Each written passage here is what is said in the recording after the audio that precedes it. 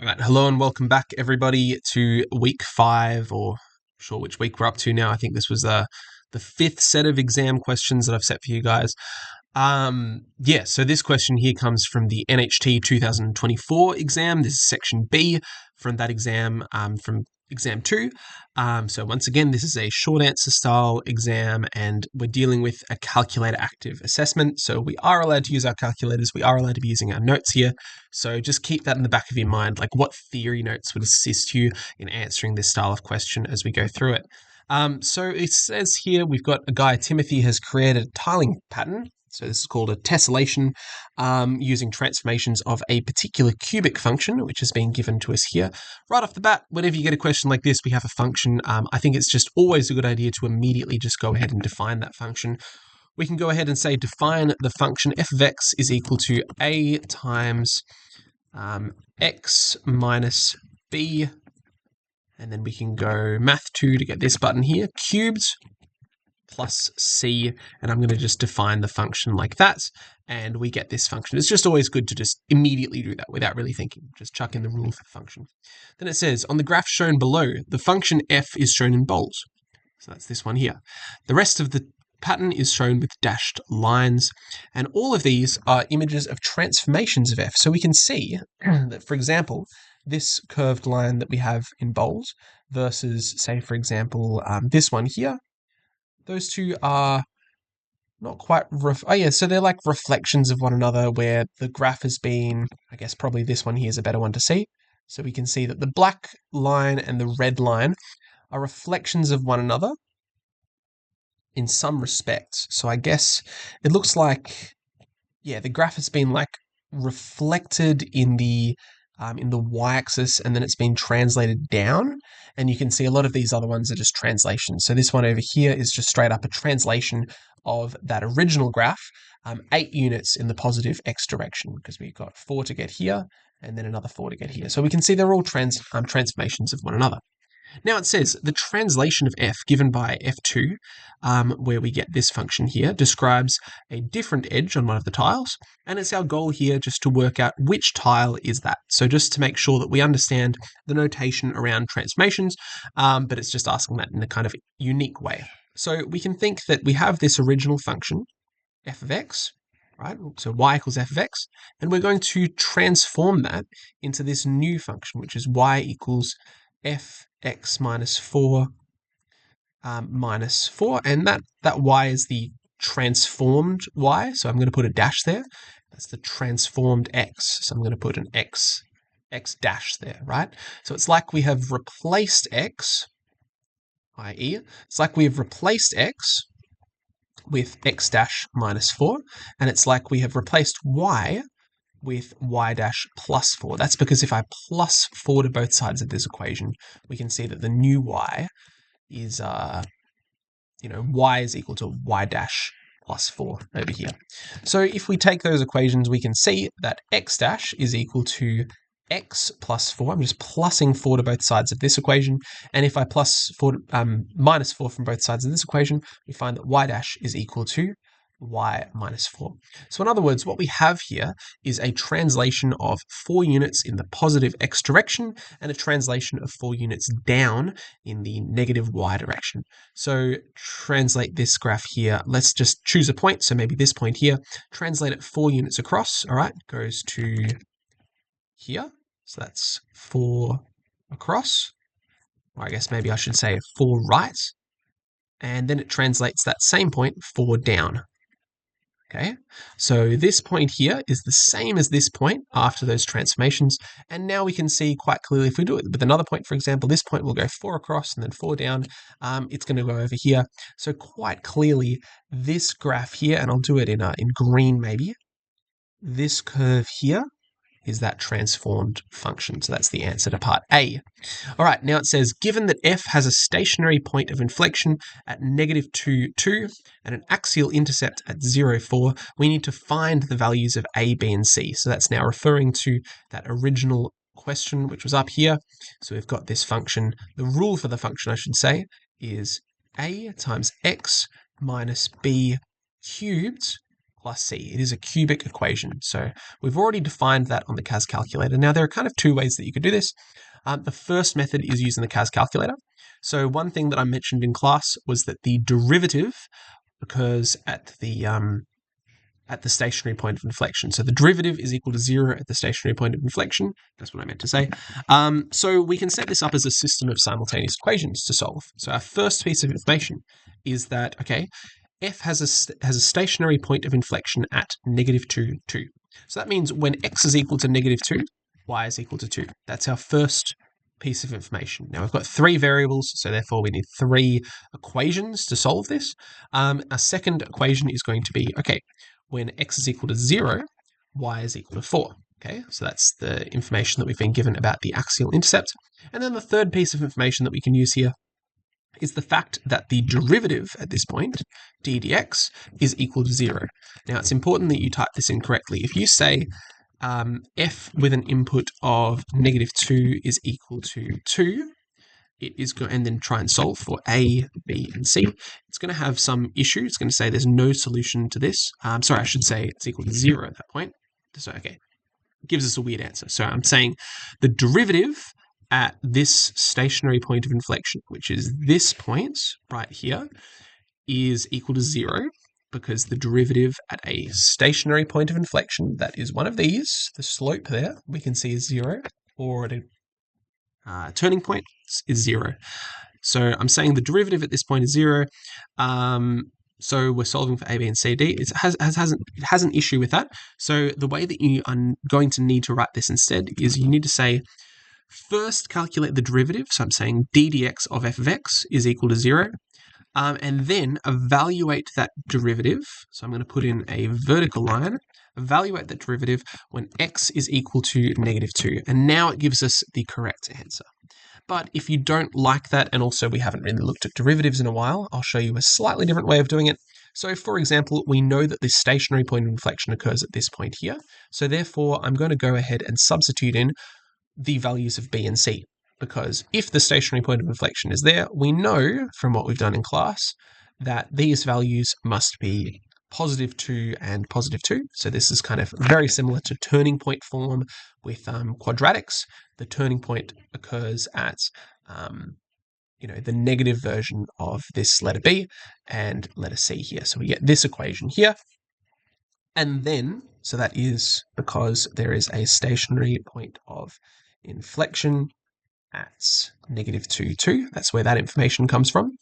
And we also know that it passes through this point 0, 4. So therefore, f0 is going to be equal to 4. Okay.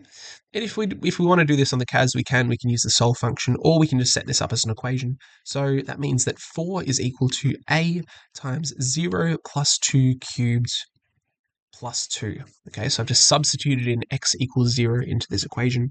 And then we can simplify this down. So, all right, so first up, 0 plus 2 is equal to 2. And then 2 cubed is 2 times 2 times 2. So that gives us 8. So I can write this as 8a plus 2 is equal to 4. And then what we can do is we can minus 2 from both sides. So I'm going to minus 2 from both sides. That gives us 2. Let's do this in another color. That gives us 2 is equal to 8a. And then we can finish this up by simply dividing both sides by 4. Divide both sides by 4. And we can see that our value for a is therefore 1/4. Okay, so that is 2 divided by 8, simplifies down to 1/4. And therefore we can find that the rule for the function is 1/4 of x plus 2 cubed plus 2. All right, so that's the equation that we come up with. And we can see that they are, in fact, the same values that the CAS calculator spat out for this particular question. All right, so next question. The piecewise function p is continuous. Now, continuous means that the endpoints line up with one another. So if we were to draw one of these curves, we could basically draw the whole thing without lifting our pen off of the paper. So for example, if we were to look at that black curve that we have already shaded in, the one that's been given to us, and work out what is a point that's continuous with that, we can see that this next curve over here is continuous because I can draw that purple curve and also the black curve, and I don't have to lift my pen off the paper. So it just means that the value of each of these functions at the endpoint is the same. So we can see that curve there is continuous with the black shaded curve. And also I could draw maybe orange.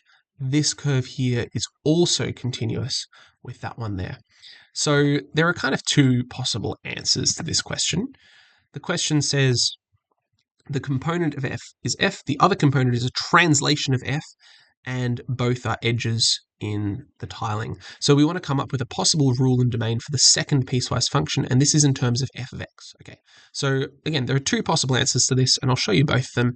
So the first possible answer is if we were looking at this orange one. So that is a translation of that black curve. Specifically, that is a translation of 4 units to the right and 4 units up. You can see if I translate, say, the stationary point of inflection, 4 units to the right and then 4 units up, this is where we end up. And therefore, we could write this function as f of x. So it's a translation 4 units right, so minus 4 plus 4, okay? So that's that same function. I have moved it 4 units right, so the new x value is equal to the old x value plus 4. So I minus 4 from both sides, and I substituted that into this equation. And the new y value is equal to the old y value plus 4. So again, I've just substituted that into the equation as well. Then we need to work out what the domain of this function is as well. So you need to make sure you include both of these. We've already said that f of x, the function is equal to f of x when x is equal to 0. So we're starting at 0 so that this this overall function, the overall piecewise function that gives us the black curve plus the orange curve, it needs to be continuous. So we need to start at 0. We can see that when x is equal to 0, the black function gives us a value of 4, and the orange function will also give us a value of 4. So these two functions, as we can see, are continuous at this point. So we're going to say we're going from 0 and importantly not including 0. So all of the x values greater than 0 because the function p of x is defined already at 0 as being f of x. So it is not including that point. So we're going from 0 up to positive 4 because that's where this point here ends. So that should be the point 4, 8 we get to as our endpoint there. And again, we're including that point because it's just a translation of f of x. We haven't done anything else to it. So that was one possible answer to this question. The other possible answer to this question was looking at the other curve. So this one over here. What color is that? Violet. So we're going to start over there. So you can see that violet picture, or that violet curve, is the black curve, but it has been translated 4 units in the negative x direction and 4 units down. So the way that we could write that, if that was your chosen option, you could have written f of x plus 4 minus 4. And this time we're going to be picking up at negative 4. And it looks like we're going all the way down to negative 8. So that's the set of values that this piecewise function p of x is going to be defined for. So it needs to go from negative 8 up to negative 4, and not including negative 4 because the function is already defined at that point. So we can say it goes from negative 8, including negative 8, so x greater than or equal to negative 8 and less than or equal to 0. So these are our two possible answers for this question. All right, next question. The question says, find the rule and domain for the inverse of f inverse. Okay, so here's how we answer questions like this. First up, let's remember what the rule is. So the rule is, I'll write it in terms of f of x. F of x is equal to 1/4 of x minus 2 squared plus 2. Was that it? So it's plus 2 and it's cubed. Yeah, there we go. All right, so 1/4 x plus 2 cubed plus 2. All right, so for inverse, we are going to swap x and y, okay? So that means we're basically just sort of switching their places in this equation. Wherever you see x, we're going to put y. Wherever you see y, we're going to put x. So this is the equation for y. All right, so that's y and that's x. So the equation is instead going to become, let's just swap their places.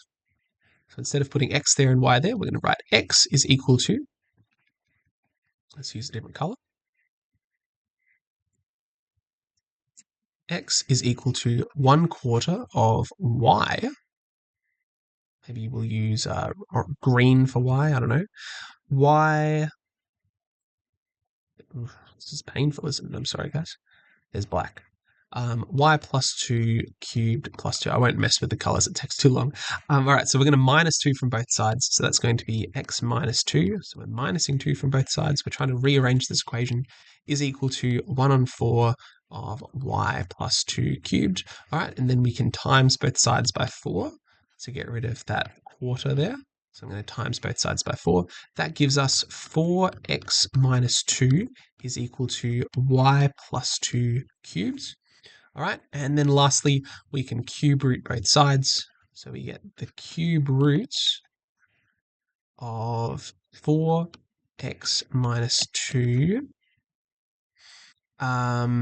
is equal to y plus 2. And because this is a cube root, we don't need a plus or minus, because just remember, a negative number cubed is still equal to a negative number.